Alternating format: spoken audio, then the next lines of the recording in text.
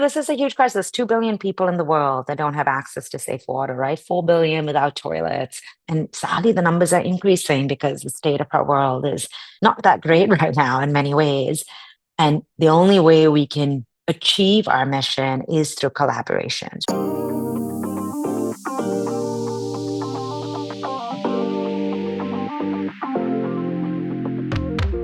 Hello and welcome to the Pumps and Systems podcast. I am your host, Tom Baer, a managing editor at Pumps and Systems magazine. Today, as we enter into December and what's often known as the season of giving, we are welcoming a very special guest to the podcast. That guest is Shilpa Alva, the founder of Surge for Water, a nonprofit organization that works to improve water access in communities around the world. She's going to be telling us more about global water access, the technology that enables it, and what you can do to help change communities and people's lives for the better. So, without any further ado, let's get into the episode. Welcome to the Pumps and Systems podcast. We really appreciate you being here. So how are you doing today? I'm doing well. Thank you for having me. Thank you for being here. Okay. So before we get started talking about your amazing organization, Surge for Water, would you mind introducing yourself? So tell us a little about who you are, what you do, anything you'd like our listeners and viewers to know. So my name is Shilpa Alva. I am the founder and executive director of Surge for Water. I was born in Dubai, immigrated to the United States, and live in Chicago when it's warm, and try to leave in the cold times of the year. And yeah, I have the honor and, just the great gift of being able to lead Search for Water as its executive director. I don't take it lightly that I get to do, what I do every day as my life's work, is my passion. And I'm sure we'll talk more about Search for Water, but yeah, I'm just blessed to be able to do what I do and work in amazing countries and communities around the world with incredible partners, both from the donors and the communities, that we work alongside around the world. Yeah, and you definitely have the right idea not being in Chicago in the wintertime.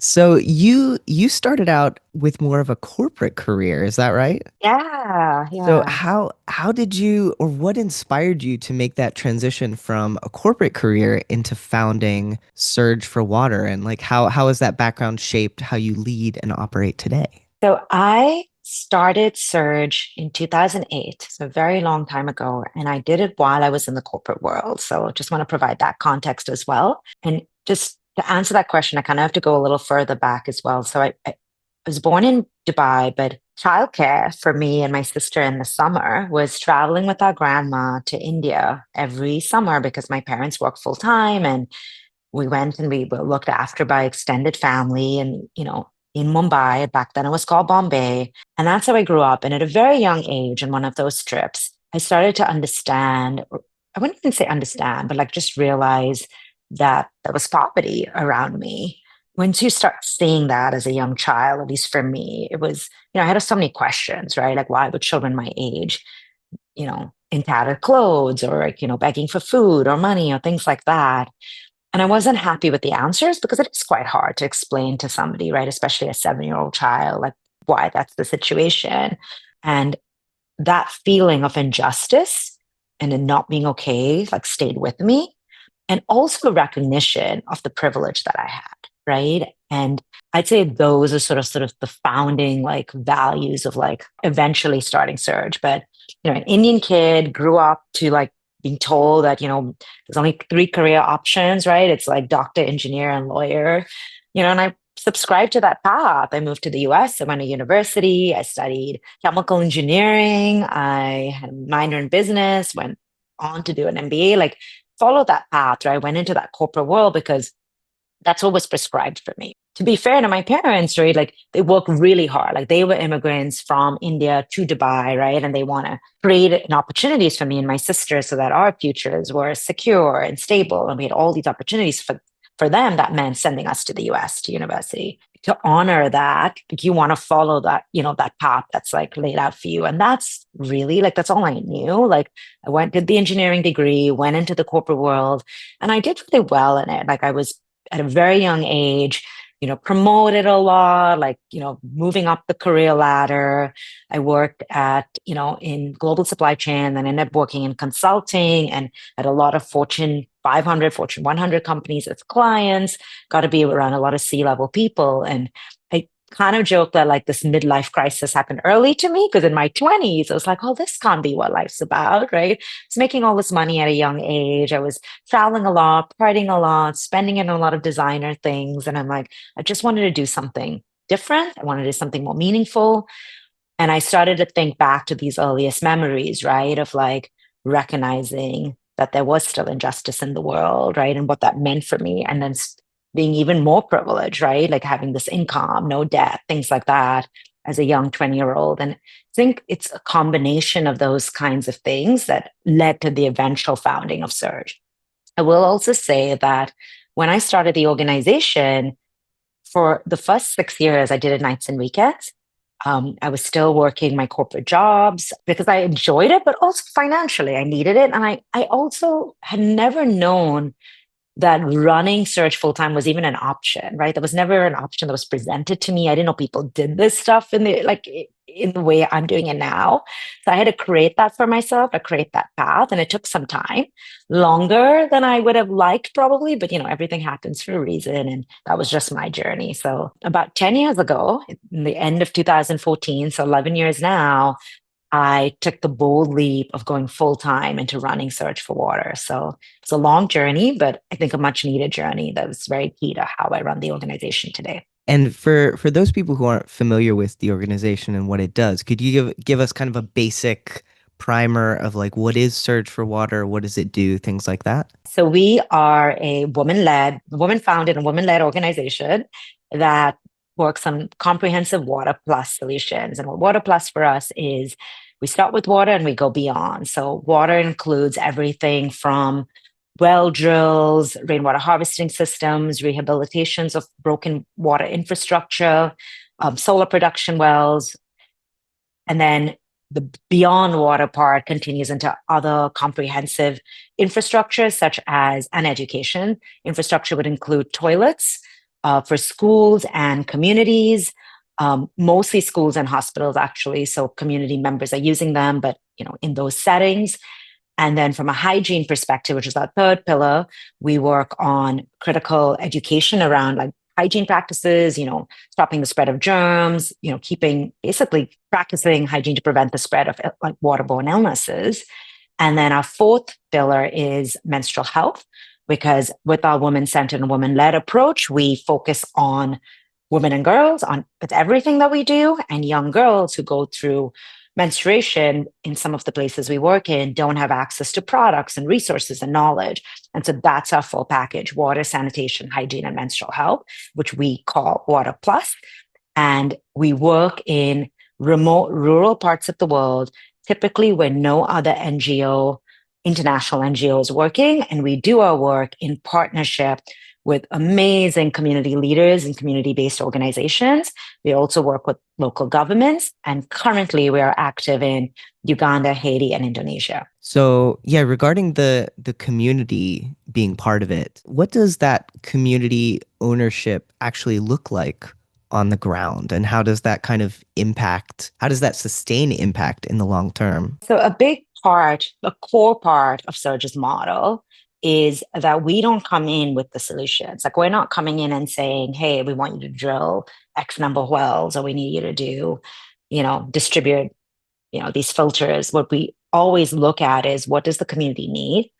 What is their capacity to implement those solutions? And how can you sustain it over time? And that takes a lot of, thoughtful process to develop a program that looks like that. So the very first step is identifying community partners that we can work with, who are basically an extension of us and us an extension of them. Like it's truly like a collaboration and a deep partnership. So once we've identified those partners, then those partners are like serving a larger area, right? So like in Indonesia, that's like 80,000 people. In Uganda, that's 340,000 people. And so within those areas and those districts or regions, there are villages. There are villages who need a toilet. There's villages who need a water source. There's someone who needs like a community that needs a menstrual health training, right? So that's demand driven, right? Those communities are coming. They know the programs we offer, and they're asking for those solutions. So from the very beginning, it's a demand that we're responding towards too, right? once we have the funding to fulfill, let's just say drilling a new well for a community, even in the initial stage, even before we start any of the work, the community comes together. We call it like, well, the situation's assessed. We make sure the need is legitimate, like that it is, the greatest need at that moment. And then the community is mobilized and they're brought together. And in those meetings, the local leaders are there, right? The village leader, the local councilman, whatever it is in that country, like they're in those meetings as well. And they express the need, they talk about the situation, and they commit to their contribution because everything we do from an infrastructure standpoint requires a partnership with the local village now. So beyond the partner now at the village level. And so that's established from the beginning. So there's this beautiful co-ownership before even like a drill machine has come into the community, right? Prior to it, right? And then right, what it looks like in reality is the women in the community, like, okay, we'll cook food for all the workers. Like that's their contribution. Or they're like, we'll bring the bricks because they can make bricks, right? So it's not money because there's very little money in these places, but there's another element providing security if it's an area that requires that for like, especially for the equipment, right? So there's different elements that they provide, but they have to provide it because that's the co-ownership piece. How much they provide and that variation, there's obviously tolerance for that. And then while the solution's being implemented, even the implementation phase hires locals. And that's depending on the solution and the technical skills needed. Sometimes it's an engineering firm that's coming from maybe the closest city, right? Because that's not a local skill. But if it's a local skill, like an excavation of a latrine, or if it's like assembling like bricks, or there's something else, then of course we hire local. So then they're also involved in that process, right? The implementation. And even when we bring outside people, it's from the country and it's the locals are always there, like learning and listening because it's exciting. Like this is these are remote villages, it's not much to do. So they're very excited about watching the process of a well being drilled and things like that. And when that's all done, the final stage is like handing over the solution to the community. I would say final, almost final stage. And that's like, can be quite a formal, beautiful ceremony because then it's symbolic. Like, hey, this is yours now, right? You've helped pay for it. We're giving it over to you. You need to take care of it. You sign an agreement, right? It's quite formal. And so those are like the key steps. There's a lot of like other intricacies that happen in between, but those are the key ones. And then once it's all done, we still have a monitoring and evaluation program.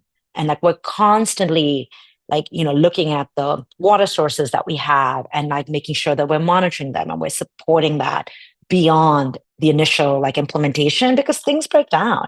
This is hardware, right? Like when this, like pumps and systems, like things break. So like how do you maintain it? Where do you get replacement parts? New people coming into the community. So we offer refresher training. So all of that is happening. And so that's the gist of it. And all those pieces lead towards the long-term sustainability of the solutions. And I love that you don't just go in and like drop the equipment and be like, okay, bye. Like Yeah, it's very yeah, much like the local people getting involved and being able to feel kind of that sense of pride and ownership and like, knowing what to do in the long term, but also having yeah, someone to go back to if there are problems. exactly. So, you spoke a little about like the women in the community pitching in and helping out. So, even these days, the water sector is still very much a male-dominated space. So, why do you think it's so important that women, especially local women, are really centered in water leadership and decision making? Yeah, this is a passion of mine, and just being a woman founder and leader and like being in the water space and just even in my corporate career back in the day, being in male dominated industries, like you got to create space for diversity of all kinds. And women being a minority still in the space is something that we take quite seriously and we invest in it. And there's multiple reasons, right? The biggest one being is that the global water crisis disproportionately impacts women and girls, right? It's women who typically take on the roles of caregiving or caretaking of their family. So they're the ones walking the long distances to the water sources, carrying the heavy water back, right? I think it's something like 200 million hours are lost collectively with women just collecting water. Like, can you imagine that? Like, what could you do if they had those 200 million hours? What other things they can be achieved, not just for those women themselves, but for their families, for those villages, for the communities, for the country, for the world, right? Like, what does that add up to if you took off this burden? And it is a burden, right? It's oppression. To me, it's like one of the fundamental like forms of oppression that's still happening in the world. And we're just like, okay with it, right? Like, how is it okay that women are doing this versus when you have all these advances in technology. So that's the piece that's like the injustice. And our model is like, okay, how do we start changing this, especially in patriarchal societies, which many of the places we work in are. And how do you do that within the existing social constructs there, right? And the norms, because we also are very respectful of that. And for us, it's by ensuring that women are on leadership teams and the partner organizations that we're with, ensuring that their values align with ours in terms of, are women given enough space and management and employment roles? It is very important to us that women form a larger percentage of the staff, especially, well, the construction staff is still predominantly men, but definitely from an office environment or management environment, right? Like that those roles like have to prioritize women in them in those roles. So that's one of the ways we do it. We also do it with, our own leadership at Surge, right? Like our core team with three women. And then even when you look at our board, it's predominantly women. Like, I don't know the exact percentage right now, but definitely over the 60% mark. So we look at it at every angle. And then it comes down into our programming as well. We have education programs specifically designed for women. We ensure that when we're at every stage, right, of our program model that I shared with you, that women are part of those meetings in the right social settings and stuff, because we're very respectful of that too. Sometimes it's not appropriate to bring men and women together in some of these meetings, but then we have them separate. Like we do what's right for that country and that community. But we want to ensure, and we do ensure, that women's voices are heard and that they're incorporated in the decisions that we're making. And what's really beautiful about this is, and we see it, right? Because we have like these beautiful things that young girls will say, like in our education programs, about like looking at these leaders that look like them and seeing that representation and understanding that these could be jobs and career opportunities for them. It all goes back to this fundamental belief that with any challenge in the world, you can only solve it when the people closest to the challenge are involved in that solution. And that's women.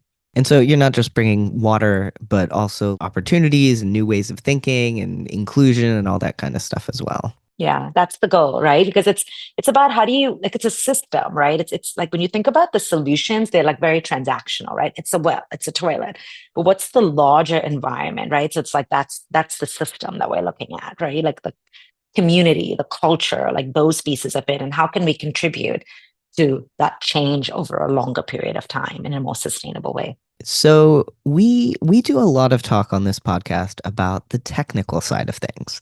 So let's get a little more technical. So what kind of pumps, filtration, water systems, what kind of those things does Surge use in its projects?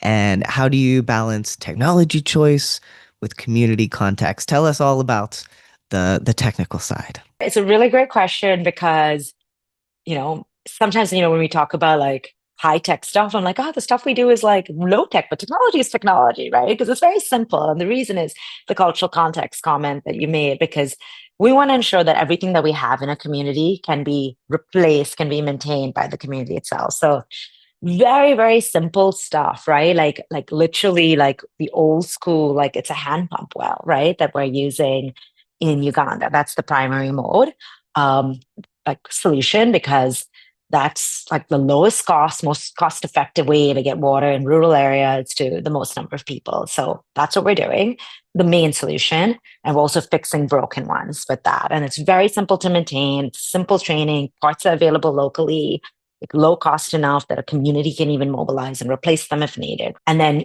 I guess even I guess the pumps come in later, but even prior to that, it's the drill machines that are coming in with the giant drill bits, right? That are going in and drilling the ground. And how deep you go depends on the country and the water tables and things, but we typically drill deep wells. Because shallow wells can run dry and then also has more risk of contamination. But sometimes we have no choice, right? Sometimes for different like terrain reasons, we might have to do a shallow well.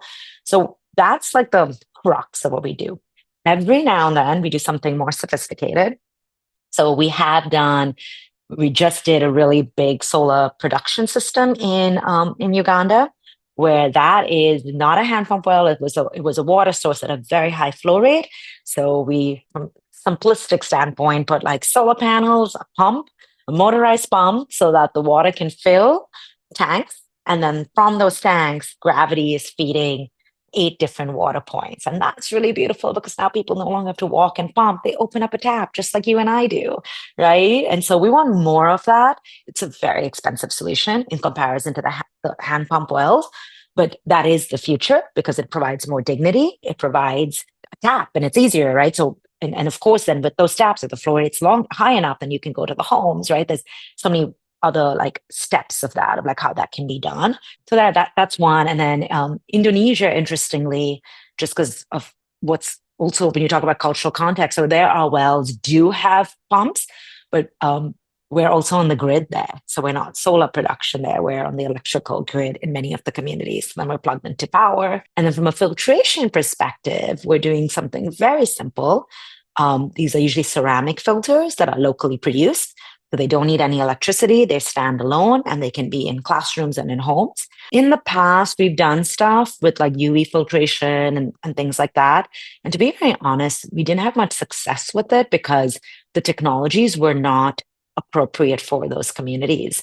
And, like once they break down, it was very hard to get parts because we also work in very remote rural areas. So now we're a bit more careful with some of those kinds of things because we've learned over time that it has to be appropriate to the spaces that we're in. So simpler is better. Yeah, that makes sense. I mean, it would be wonderful to roll up with the latest technology, but it has to Yeah. actually, be sustainable and be Yeah. workable and all that. Yeah, that's the most important piece, right? Because one of the biggest issues in our water space in the space I'm in, so the water space is very large, is that a lot of these wells that I'm mentioning, like I think it's up to 50% of them are broken because Mm.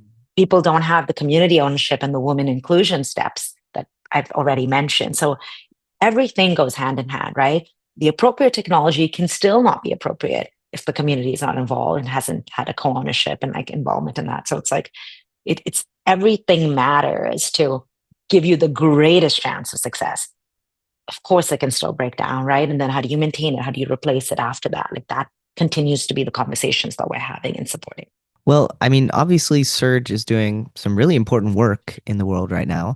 So, how can companies and professionals in the pumps, systems, engineering industries, how can they meaningfully partner with Surge to advance global water access? We love collaborating with everyone. So, this is a huge crisis. 2 billion people in the world that don't have access to safe water, right? 4 billion without toilets, 3 billion without, soap. And sadly, the numbers are increasing because the state of our world is not that great right now in many ways. And the only way we can achieve our mission is through collaboration. So at every level, like if there are corporate listeners, who have decision-making power at their companies and want to do it from like a CSR perspective or, philanthropic goals, please reach out. There's been several names, big and small, in the water space who already partnered with us, which is amazing because they provided the funding and skills in some cases to help us deliver the solutions. And then if you're an individual and you're like, well, I can't, make that decision for my company, we have multiple boards. We have an associate board, which is a young professionals board.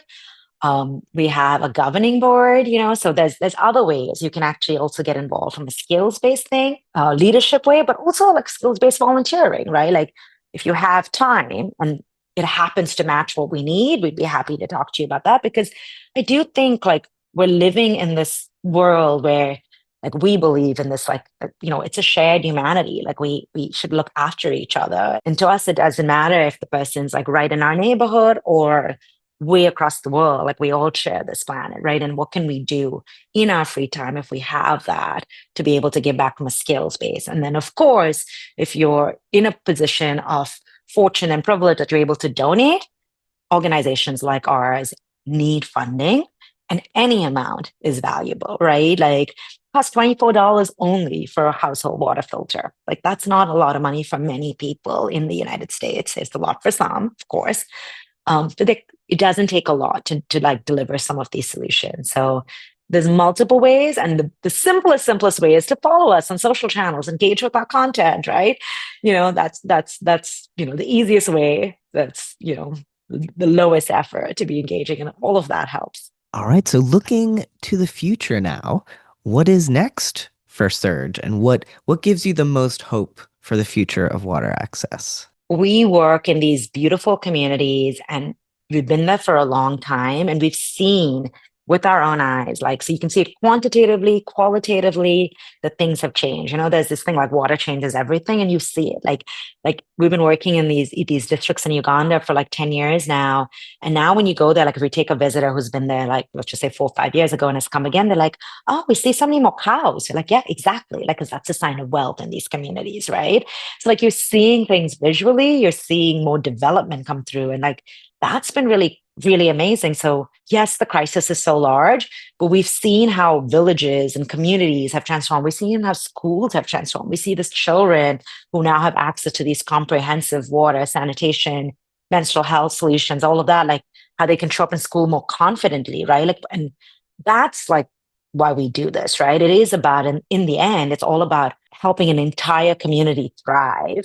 And that's what it is working. Like by starting with something as fundamental as water, we are seeing those changes happen over time. And as we look into the future for Surge, like we have some big, bold plans. Like our goal, like our current area that we serve is about 450,000 people. And we're looking to reach, to at least serve an area of like 1 million people by 2030. And so that's a lot of growth that we're looking at in the next few years. And it's exciting. It's exciting because it means more communities reach, more people with water, more communities thriving, right? More children have a chance for a better future and a chance to go after their dreams. And water is such a basic thing that I think we really take for granted. I'm glad that you're out there doing this excellent work. Thank you. And thanks for like giving us the opportunity to speak about the work, right? And let people know that we're doing this and that it's easy to get involved and support. So before we wrap things up, is there anything else you want to say or any final thoughts you would like to leave us with? I'd like to say that please reach out to us. You can reach out to me personally on LinkedIn, look up our organization, searchforwater.org. We're on all the social channels as well. The message that I hope comes across as well, and like the inspiration is, even if it's not Surge that you're connected to or inspired by with this story, what is it that you are inspired by in the water space and beyond? Because I started Surge because this was my passion. And I think that if each of us, are able to do just a little bit more, the situations that are happening in many communities in many parts of the world right now, if we're all able to contribute to our capacity just a bit more than we're already doing today, whatever that looks like, whether it's joining a board, donating a bit more than you were planning to donate to whatever organizations, whatever causes that you feel strongly about, it matters. And it does make a difference because we have seen that. And that's what I would encourage people to do, to just think about your own role in society and then in the world, and how can you be part of creating a better future for all. All right. Well, thank you so much for taking the time to speak with us. And thank you for the very important work that you're doing. Thank you for having me. Huge thanks to Shilpa Alva for taking the time to speak with us today about Surge for Water and the importance of global water access. If you're listening to the podcast and would like the chance to watch it, head over to our YouTube channel to see the full video version. That's going to do it for this episode. Thank you so much for watching or listening, and we will see you next time.